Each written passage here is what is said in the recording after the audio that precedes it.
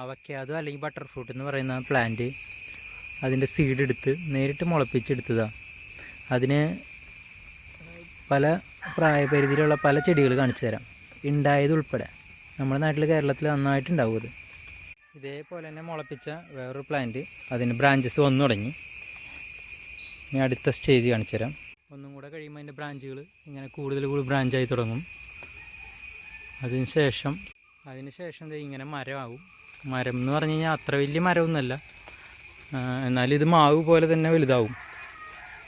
തടിയൊക്കെ അതുപോലെ തന്നെ. പിന്നെ പെട്ടെന്ന് ഫംഗൽ ഇൻഫെക്ഷൻ വരാൻ ചാൻസ് ഉണ്ട്, എന്നാലും നമ്മുടെ നാട്ടിൽ നല്ലപോലെ ഉണ്ടാകുന്നൊരു പഴം. ഇപ്പോൾ ശരിക്കും മാവ് പൂക്കുന്ന പോലെ തന്നെ പൂക്കുക ഇത്. പിന്നൊരു കാര്യം, തളിർക്കണ സമയത്ത് ഇതിൻ്റെ ലീഫ് അറ്റത്തൊക്കെ വീതിയുള്ള ഇലകൾ മാറി ചെറിയ ചെറിയ ഇലകൾ